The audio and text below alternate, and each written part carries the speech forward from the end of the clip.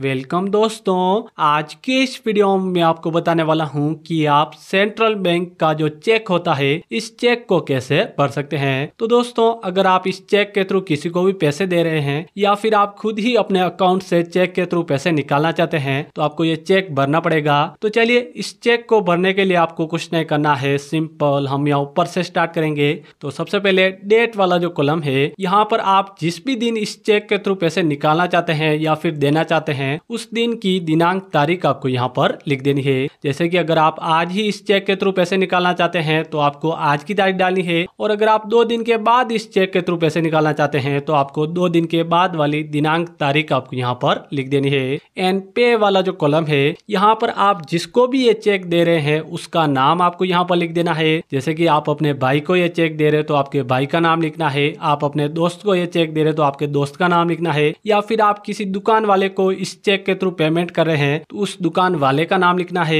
या फिर आप खुद ही अपने अकाउंट से चेक के थ्रू पैसे निकालना चाहते हैं तो आपको यहाँ सेल्फ लिख देना है। उसके बाद रुपीज वाला जो कॉलम है, यहाँ पर आप जितने भी रुपए इस चेक के थ्रू निकालना चाहते हैं वो आपको यहाँ शब्दों में लिखना है। जैसे कि मैं यहाँ 20,000 रुपए निकाल रहा हूँ तो मैं यहाँ 20,000 रुपए मात्र लिख देता हूँ। आप हिंदी या इंग्लिश में किसी में भी लिख सकते हैं। और हाँ दोस्तों, पैसे लिखने के बाद आपको यहाँ पर एक छोटी सी लाइन जरूर से खींच लेनी है, क्योंकि दोस्तों अगर ये चेक किसी गलत हाथों में चला जाए तो भी आपको कोई दिक्कत ना हो, इसलिए आपको यहाँ पर एक छोटी सी लाइन जरूर से खींच लेनी है। एंड फिर से रुपये वाला जो कॉलम है, यहाँ पर आप जितने भी रुपए इस चेक के थ्रू निकालना चाहते हैं वो आपको यहाँ अंकों में लिखना है। जैसे कि मैं यहाँ 20,000 रुपए निकाल रहा हूँ तो मैं यहाँ 20,000 लिख देता हूँ। और पैसे लिखने के बाद फिर से आपको यहाँ पर एक छोटी सी लाइन जरूर से खींच लेनी है। उसके बाद दोस्तों, यहाँ पर आपका जो भी नाम है वो यहाँ पर लिखा हुआ आ जाएगा। तो इसके ऊपर की साइड में आपके जो भी साइन है, जो भी सिग्नेचर है वो आपको यहाँ पर कर देने हैं। तो साइन करने के बाद दोस्तों, चेक के पीछे की साइड में भी आपको 2 जगह साइन कर देने हैं। तो साइन करने के बाद दोस्तों, आपका जो चेक है ये फिलअप हो चुका है, भर चुका है। इसके बाद आपको इसमें कुछ भी नहीं बनना है, और अब आप इस चेक के थ्रू किसी को भी पैसे दे सकते हैं या फिर आप खुद ही अपने अकाउंट से चेक के थ्रू पैसे निकाल सकते हैं, जो कि एकदम आसान तरीका था।